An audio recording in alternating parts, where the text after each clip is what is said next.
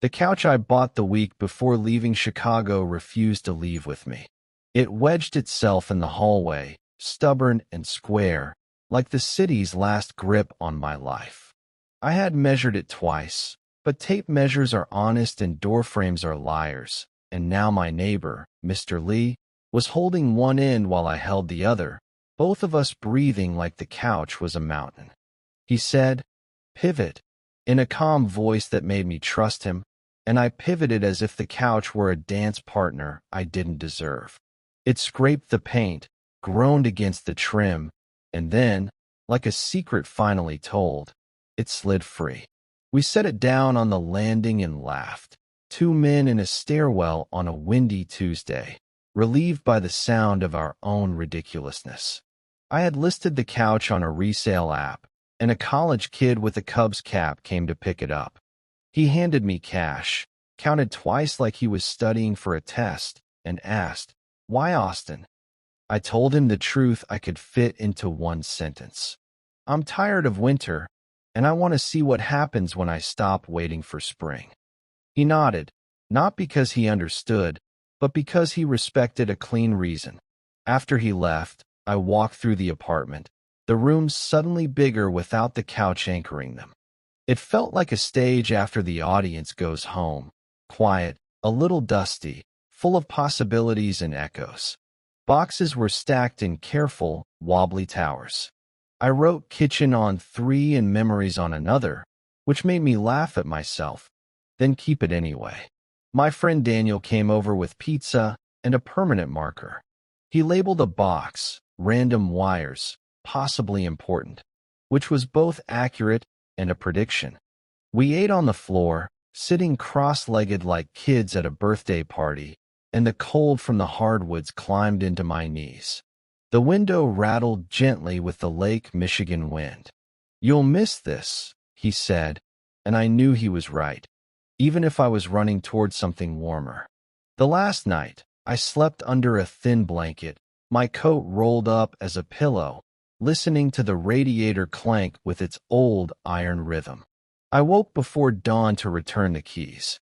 The landlord, a woman who always wore bright scarves, handed me a final envelope with my deposit and said, "You kept the place like you meant it." It struck me as oddly kind, and I carried the words with me to the truck rental place, where I stood in a small line of men who looked like I felt: alert, hopeful, caffeinated, committed. When I turned the ignition, the truck hummed like it had a secret map in its engine. The Chicago skyline held steady in the side mirror, dark blue against the morning. I thought about the first snow the year I arrived, the way it made me believe everything could be reset. I thought about salt on the sidewalks, about gloves that never fully dried, about friends I'd found in noisy bars and quiet grocery lines. I took I-55 south with the sun at my shoulder, and the radio turned low so I could hear the boxes shuffle in the back. Somewhere near Joliet, my mom called and reminded me to drink water and buy paper plates, as if both could solve anything. I promised I would, and she said, "Change comes in small chores," which sounded like something she'd picked up from a magnet on the fridge and made true by saying it out loud. By the time the truck and I crossed the Des Plaines River, the fear that had sat at the base of my throat for weeks thinned out. Not gone, just stretched wider than the highway. I was moving, finally, and movement is a kind of courage you can measure in miles. I learned the interstate's language one coffee at a time. The first day, I made it to St. Louis, where the arch looked like a question mark made of steel. I didn't stop. I waved at it with my chin and kept going. In a gas station outside Rolla, a clerk complimented my city shoes like they were a rare bird, then sold me a phone charger that glowed blue. The motel that night was the kind with carpets that remember every guest, but the sheets were clean and the shower huffed warm steam, and I fell asleep to the soft whir of a wall unit that had its own opinions about temperature. Morning brought a pale sky and pancakes at a diner with mugs that could break a toe. An old man at the counter ate eggs and read the sports section like it was a sacred scroll. Heading where? He asked, seeing the truck keys in my hand. Austin, I said. He whistled, the kind of whistle that carries both congratulations and caution. Good music town, he said. Good heat, too. I smiled, thinking of my thin blanket and Chicago's Radiators song. Back on I-44, I saw a dog at a rest stop, brown, panting, eyes like melted chocolate. His tag said Biscuit. His owner, a woman in a red ball cap, told me Biscuit got carsick but insisted on sitting in the front seat. We swapped dog stories we both half-invented, the way strangers do when the road makes us generous. Rain rolled in near Tulsa, the kind that starts polite and then learns your name.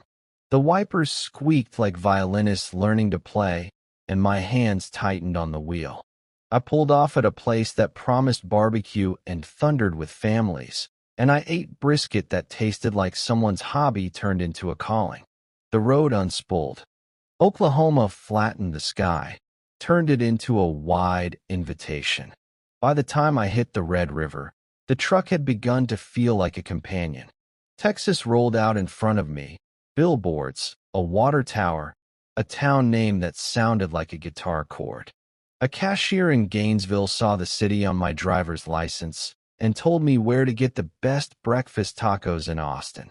Order a bacon, egg, and whatever they call green sauce, she said, waving a hand like all good green sauces are the same family. Traffic thickened as I merged onto I-35, and my GPS mispronounced Guadalupe Street so badly it invented a new language. I practiced it the way you practice someone's name you care about getting right, slowly, out loud, with respect. At a rest area, I called Daniel and held the phone up so he could hear cicadas making the air buzz. Sounds alive, he said. I think that's the whole point, I answered. A thunderhead muscled over the horizon, gray and dramatic, but it drifted east before it could test me. Close to Austin, I turned the radio up and found a station that played songs I didn't know but felt like I should. The city appeared first as a rumor. Towers, cranes, a river that locals call a lake. I rolled down the window. The air was warm and a little sweet, like someone had been cutting limes nearby. My t-shirt stuck to my back in a new way, and I didn't mind. I was 3 turns from my new place when a cyclist passed me with a basket full of fresh herbs, and the smell rushed into the cab, bright, green, full of promise. I laughed out loud alone, which is how I knew I was ready to arrive. The keys were in a lockbox, and the code worked on the second try, which felt like a blessing. The apartment was smaller than the photos, like every apartment, but brighter, with light that slid across the floor in generous rectangles. I set my boxes along the wall and opened the one labeled Memories first. Inside were photos I hadn't looked at in years. My dad on a pier in Wisconsin, my first apartment's crooked bookshelf, a birthday cake shaped like a baseball.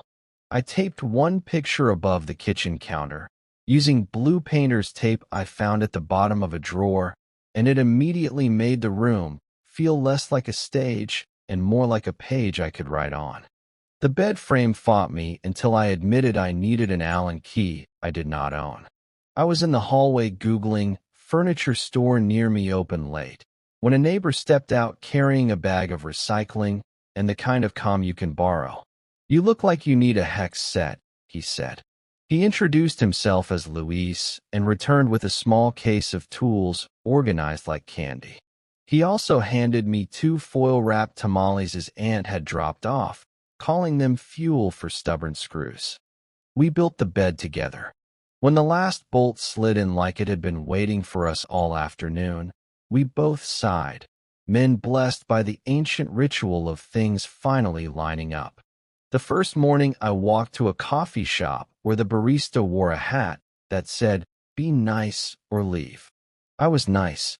She wrote my name on the cup and remembered it the next day, which felt like magic even though it wasn't. I bought a used bike from a guy named Trevor who swore it had local miles. He threw in a bell that sounded like a happy spoon. I rode along the trail by the water, passing people who ran like they were late to joy. The heat pressed on my shoulders, but the shade gave back, and the wind off the water kept its own small promises. I made small mistakes with style. I brought the wrong document to the DMV and had to come back. I learned trash day by watching the curb. I pronounced Manchac wrong until a coworker corrected me gently, the way you correct someone who's trying. At the grocery store, a kid bagging my produce told me to try Topo Chico with lime, and now my fridge bubbles with good intentions. On Saturday, I joined a pickup basketball game at a rec center with a floor that squeaked like memory. I missed my first 3 shots and then made one from the corner that made a stranger slap my hand and say, "That's the spot." At night, I lay under a ceiling fan that hummed like a song without words. Outside, thunder stitched the sky together and then pulled it apart again. I thought about the couch in Chicago, about Mr. Lee and the college kid with the careful cash. I thought about the Midwest winters that built my patience and the Texas mornings that were already rebuilding my habits. Change, it turns out, is less like a leap and more like a series of doorways. Some you slide through, some scrape paint. Some require a neighbor with a hex set and a few warm tamales. A week after I arrived, I bought a small, sensible sofa that fit through the door on the first try, as if to apologize for its predecessor. I ate tacos on it with a paper plate, keeping a promise to my mom. I hung the last frame above it, a photo of the lake in Chicago and the river in Austin taped side by side, both silver in different lights. The room settled. I did too.